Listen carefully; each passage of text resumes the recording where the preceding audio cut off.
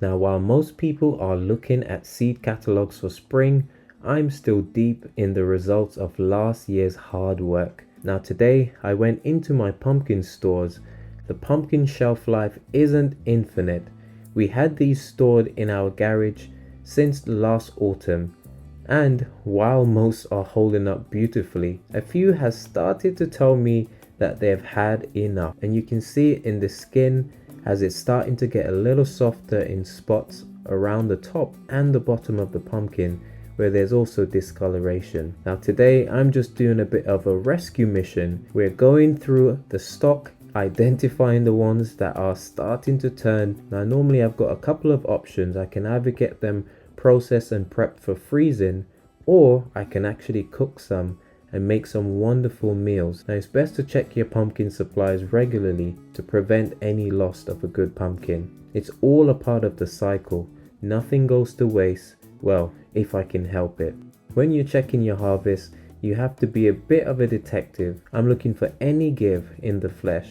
If it starts to get soft near the stem or at the bottom, that's usually a sign that the rot is moving inside. Storage is a science. These have been kept in a cool, dry place, but even with the best care, nature takes its course. It's a bit like life, isn't it? You can do everything right, but you still have to be ready to adapt when things start to change. Now after sorting through the pumpkins, I managed to get myself two which was starting to go bad. Now the moment of truth is always after washing these pumpkins, getting my knife and firmly piercing the outer skin to see what the pumpkins look like on the inside. It's actually quite therapeutic. There's something so satisfying in weighing a homegrown pumpkin, which I done in a previous video at the end of last year. It reminds me of the summer, the garden, and the hours the girls and I spent watering these in the sun. It's a taste of summer in the middle of the freezing January winter.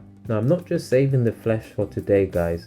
I'm also saving the future. While I'm not able to use all of the seeds because you only need a handful, I do scoop them out to make sure that I keep them, and you best believe that this year they'll be going back into the ground to start the cycle all over again. I haven't bought pumpkins from the supermarket in years, and this is the reason why.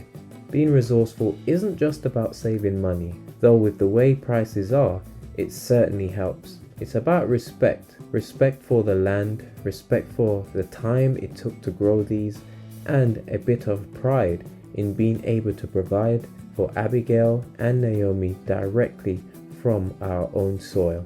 So the rescue mission was a success. We've got enough pumpkins here for several batches of soup and maybe even a pie for Sophia once she's feeling up to it. It's a quiet task, but it gives me time to think. Life moves so fast. 1 minute you're planting, the next you're harvesting, and the next you're just trying to keep everything together. But as long as you keep checking the stock and taking care of what you have, you'll find that you have more than enough to get through the winter. Thank you guys so much for joining me today. It's a bit cold, a bit messy, but it's exactly where I need to be. Now let me know in the comments down below, guys. Do you have any emergency pumpkin recipes I should try?